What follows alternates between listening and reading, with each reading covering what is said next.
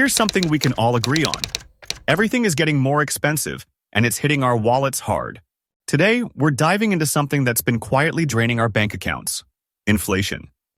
You know, that frustrating reality where the cost of your morning coffee jumps from $4 to $6 in just a year.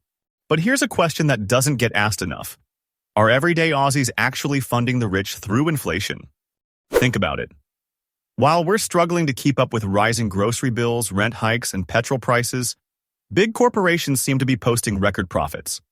Wages haven't kept pace with inflation, yet businesses are charging more than ever. So, where's all that extra money going?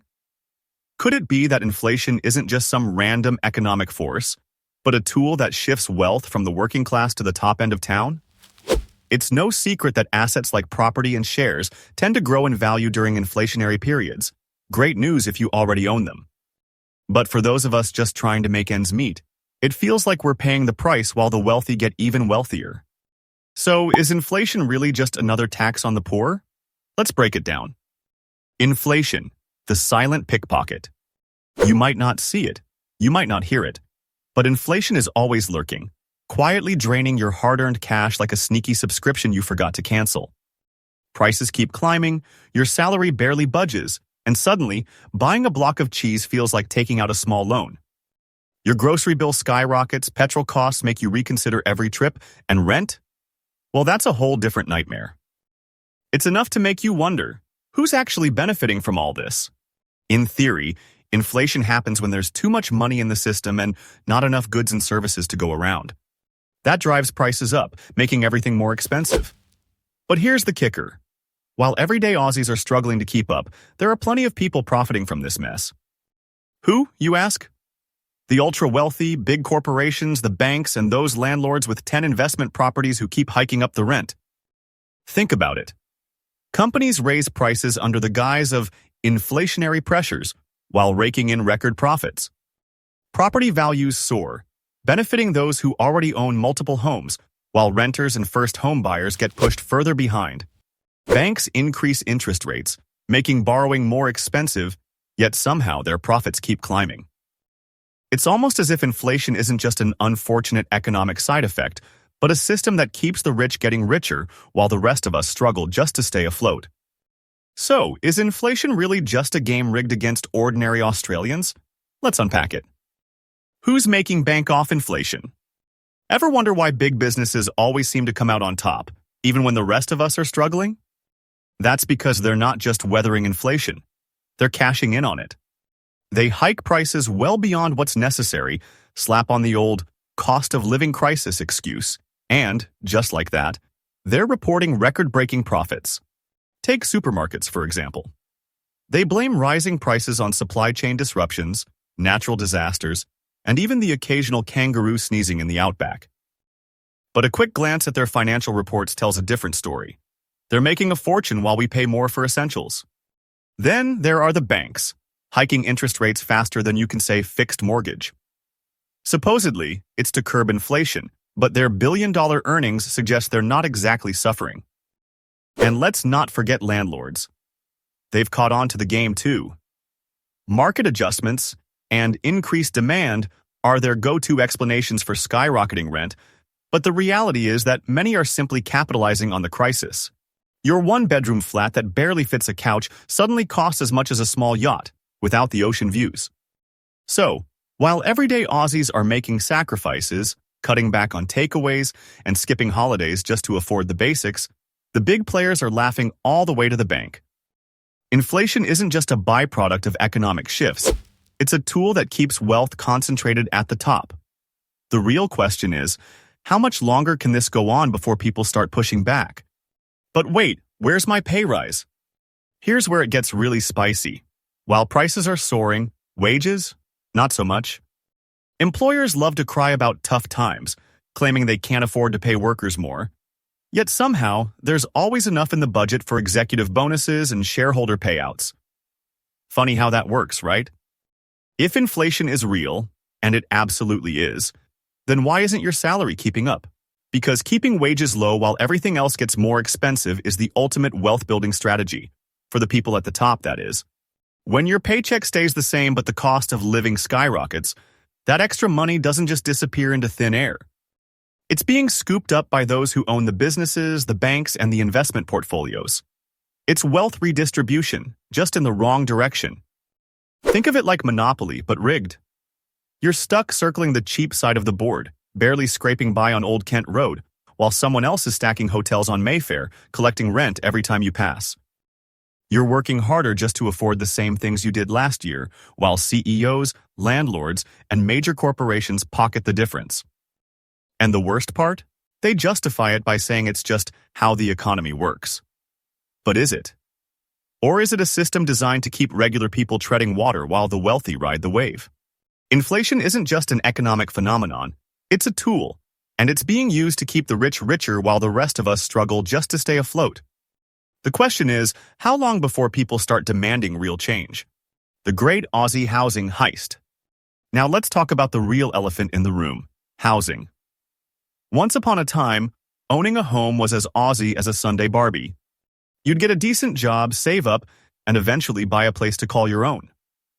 Now? It feels like trying to wrestle a crocodile with one hand tied behind your back. House prices have skyrocketed to absurd levels, making homeownership a distant dream for many. And guess who's cashing in? Property investors, developers, and anyone already sitting on a fat portfolio of houses. Interest rate hikes were sold to us as a way to tame inflation. But let's be real, what they really did was squeeze mortgage holders while the big banks kicked back and raked in more profit. The higher your repayments, the more they collect in interest. And renters? Well, investors with deep pockets weren't about to take a hit, so they simply passed their increased costs onto tenants. The result? Everyday Aussies are getting crushed, whether they rent or own. For first home buyers, it's a brutal game of chasing a moving target. By the time you save up a deposit, prices have jumped again. Meanwhile, those who bought in at record high prices are now struggling to keep up with repayments. And renters?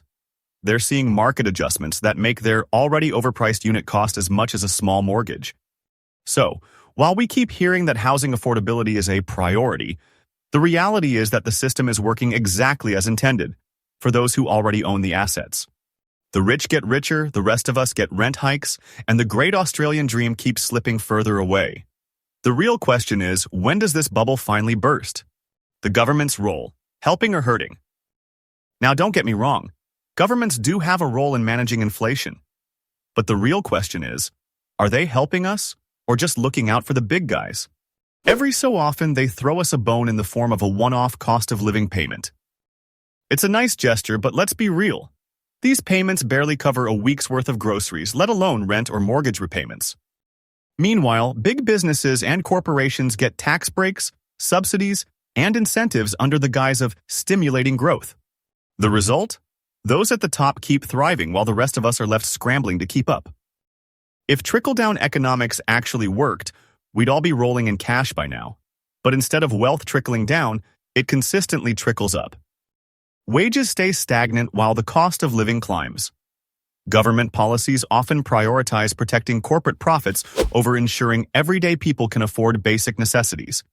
And every time interest rates rise, it's regular Aussies who take the hit, while banks continue posting record earnings. The system isn't just flawed, it's designed this way. And until governments stop catering to those with the deepest pockets and start focusing on policies that genuinely help working people, we'll keep feeling the squeeze. So, the next time a politician tells you they're addressing the cost of living, ask yourself, who's really benefiting? Because chances are, it's not us. So, are we funding the rich? Short answer, yep. Long answer, absolutely, 100% without a doubt. Every time we fork out more for groceries, petrol, rent, and mortgages while our wages barely budge, we're not just dealing with inflation. We're actively funding someone else's profit margins. It's no coincidence that corporations, banks, and property investors keep making record profits while the rest of us tighten our belts.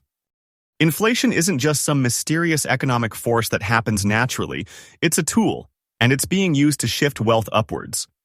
Prices rise, wages stagnate, and the gap between the rich and everyone else keeps getting wider. And guess what? That redistribution of wealth isn't going in our favor. What can we do about it? Now, before you throw in the towel and move into a tent in the bush, Let's talk solutions. While we can't single-handedly bring down inflation, there are ways to push back and protect ourselves from getting squeezed even further. 1. Shop smart. Big corporations count on us not noticing sneaky tactics like shrinkflation, where they make products smaller but keep the price the same. Support smaller businesses, shop at farmers markets, and be mindful of where your money is going. Every dollar you spend is a vote for the kind of economy you want to support.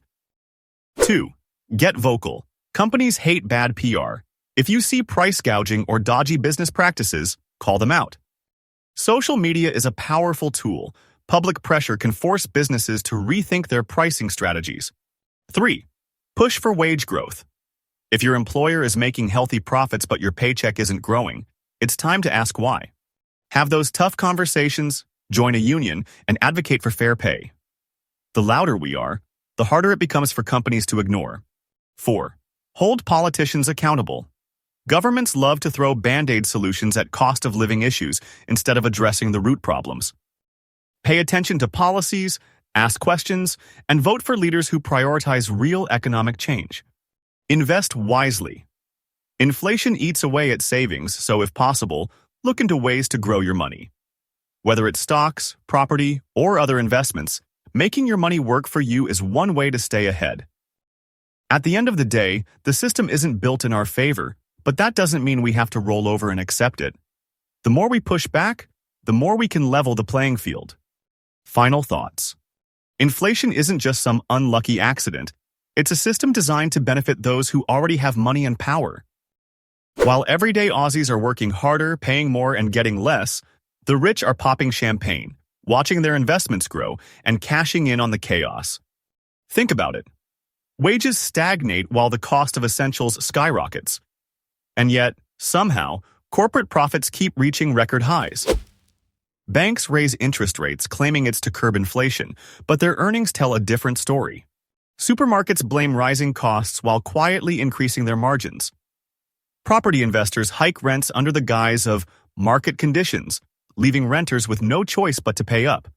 The system isn't broken. It's working exactly as intended for those at the top.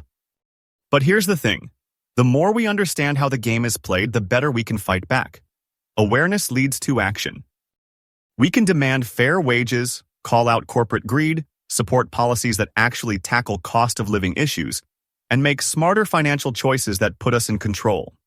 So next time you're staring at your grocery bill in horror, wondering how basic necessities have become luxury items, just remember, you're not alone. Millions of us are feeling the squeeze. And maybe, just maybe, it's time we stood firm and made the system work for us instead. Thanks for watching.